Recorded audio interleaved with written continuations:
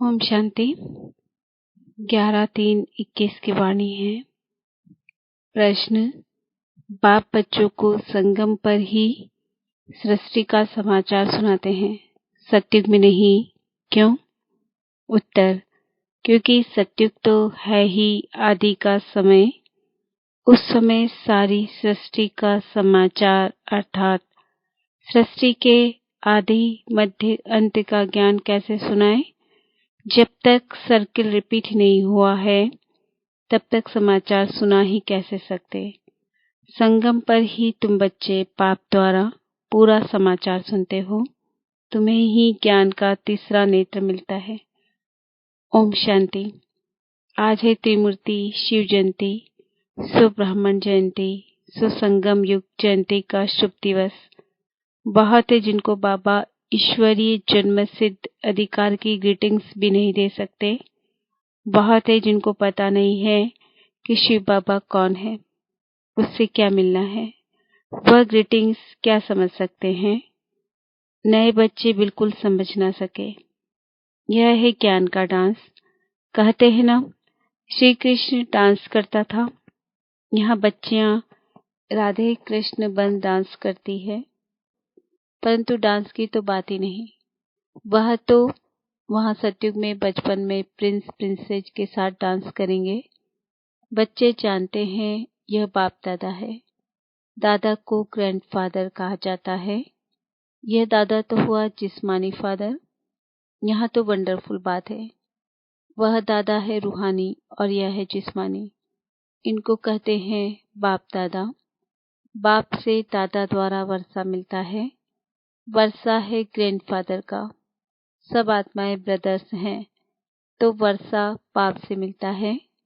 बाप कहते हैं तुम आत्माओं को अपना शरीर अपनी कर्मेंद्रियां हैं। मुझे निराकार कहते हैं जरूर मुझे शरीर चाहिए। तब तो बच्चों को राजयोग सिखाऊं अथवा मनुष्य से देवता, पतित से पावन बनने का मार्ग बताऊं।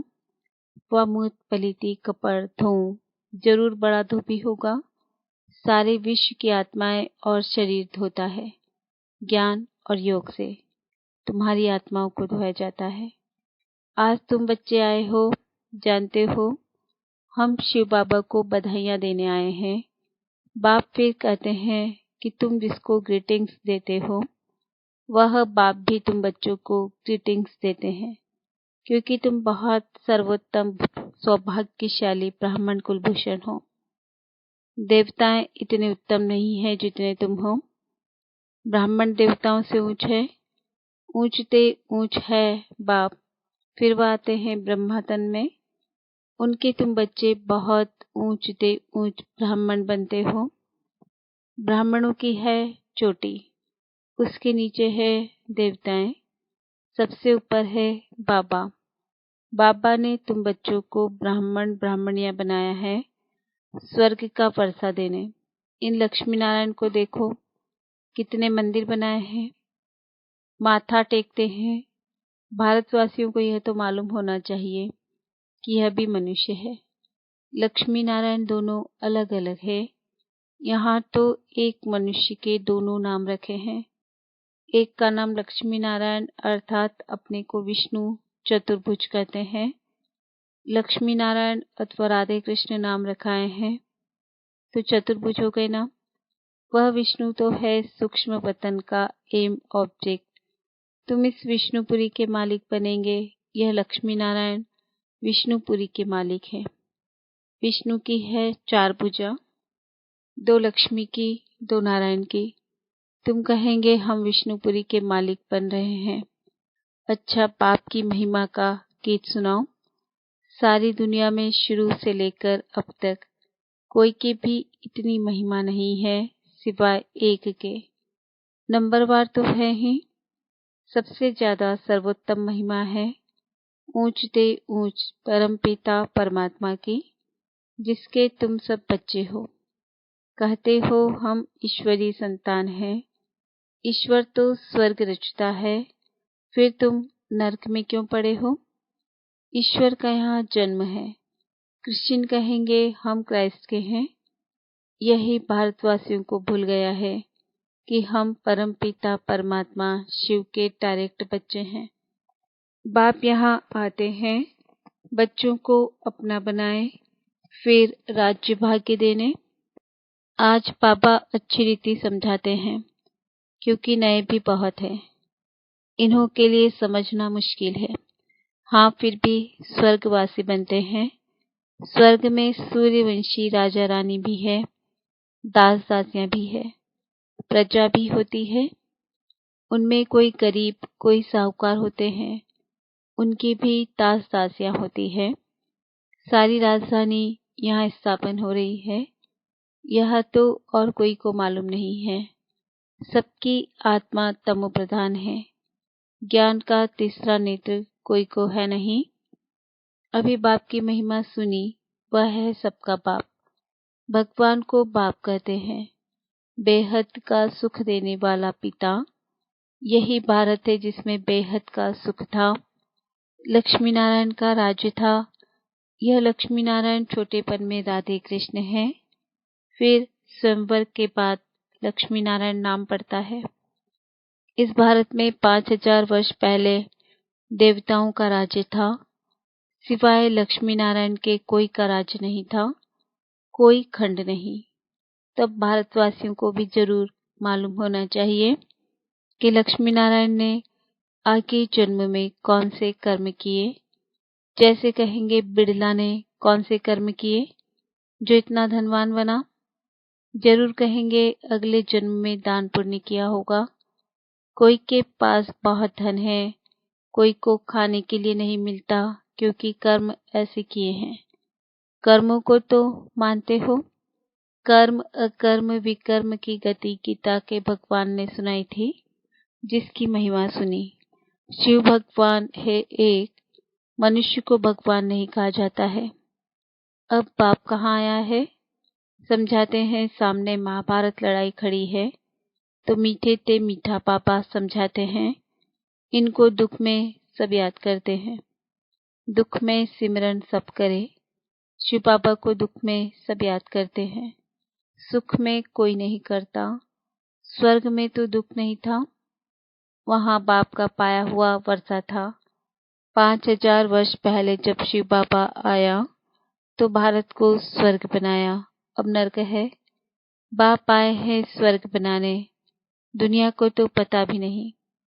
कहते हैं हम सब अंधे हैं। अंधों की लाठी आप प्रभु आओ, आकर आंखें प्रदान करो। तुम बच्चों को ज्ञान का तीसरा नेत्र मिला है। जहाँ हम आत्माएं रहती है वह है शांति धाम। बाप भी वहाँ रहते हैं। तुम आत्माएं और हम रहते हैं।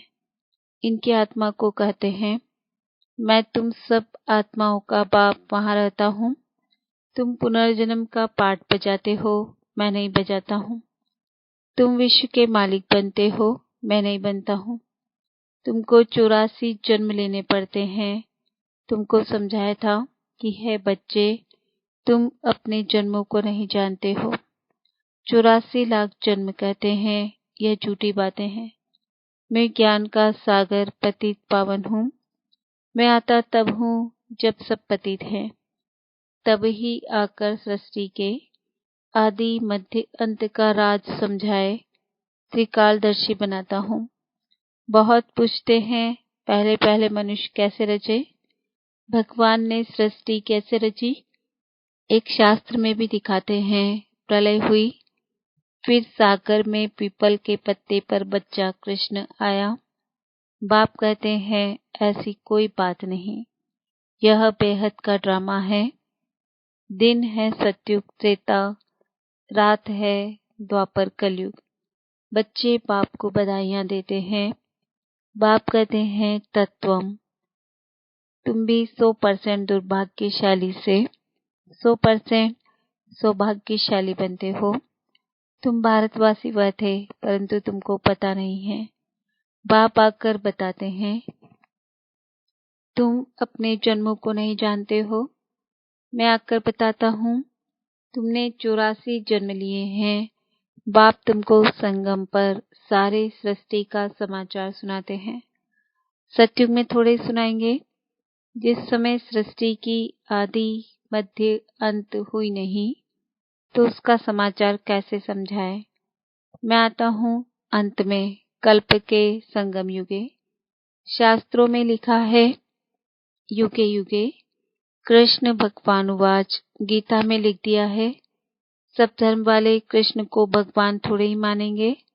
भगवान तो निराकार है ना, वह है सब आत्माओं का बाप। बाप से वर्षा मिलता है। तुम सब आत्माएं भाई भाई हो। परमात्मा को सर्वव्यापी कहने से तो फादरहुड हो जाता है। फादर को कभी वर्षा मिलता है क्या? वर्षा बच्चों को मिलता है। तुम आत्माएं सब बच्चे हो। बाप का वर्षा जरूर चाहिए। हद के वर्षे से तुम राजी नहीं होते हो, इसलिए पुकारते हो। तुम्हारी कृपा से सुख घनेरे मिले थे, अब फिर रावण द्वारा दुख मिलने से पुकारने लगे हो। सबकी आत्माएं पुकारती है क्योंकि इनको दुख है, इसलिए याद करती है, बाबा आकर सुख दो। अब इस ज्ञान से स्वर्ग के मालिक बनते हो। तुम्हारी सदगति होती है, इसलिए गाया जाता है, सर्व का सदगति दाता एक बाप। अभी सब दुर्गति में है, फिर सर्व की सदगति होती है। जब लक्ष्मी नारायण का राज्य था तो तुम स्वर्ग में थे, बाकी सब मुक्तिधाम में थे। अब हम बाप द्वारा राजयोग सीखते हैं।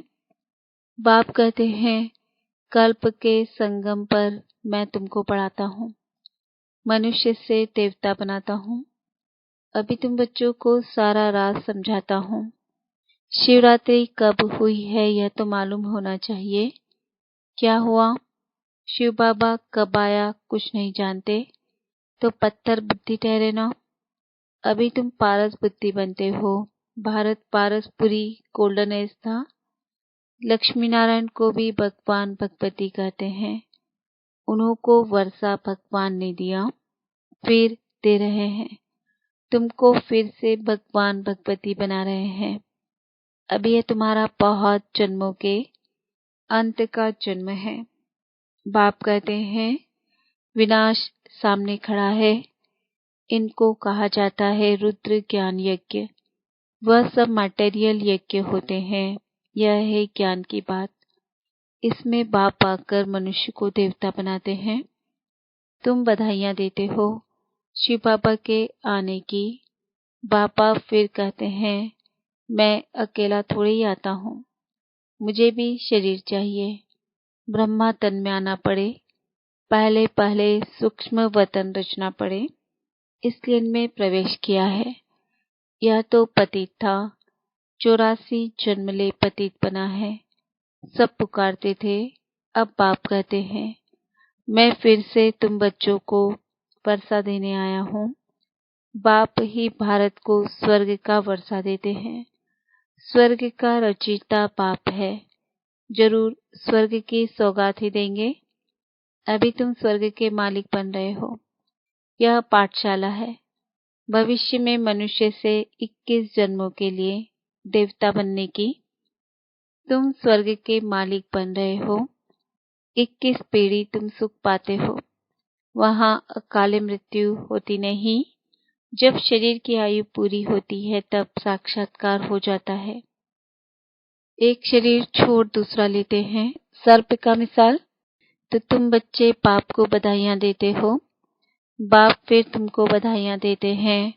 तुम अभी दुर्भाग्यशाली से सौभाग्यशाली बन रहे हो। पतित मनुष्य से पावन देवता बनते हो। चक्र तो फिरता है, यह तो तुम बच्चों को समझाना है। फिर यह प्रायः लोप हो जाता है। सतयुग में ज्ञान की दरकार नहीं रहती। अभी तुम दुर्गति में हो, तब इस ज्ञान से सद्गति मिलती है। बाप ही आकर स्वर्ग की स्थापना करते हैं। सर्व का सद्गुरु एक ही है। बाकी भक्ति मार्ग के कर्म कांड से कोई की सद्गति नहीं होती। सबको सीढ़ी नीचे उतरना ही है। भारत सतो प्रधान था, फिर 84 जन्म लेने पड़े, फिर अब तुमको चढ़ना है। मुक्ति धाम अपने घर जाना है। अब नाटक पूरा होता है। यह पुरानी दुनिया खत्म हो जाएगी। भारत को अविनाशी खंड कहा जाता है। बाप का जन्म स्थान कब खत्म नहीं होता। तुम शांति धाम में जाकर फिर आएंगे, आकर राज्य करेंगे। पावन और पतित भारत में ही होते हैं। 84 जन्म लेते लेते पतित बने हो, योगी से भोगी बने हो। यह है रो नर्क।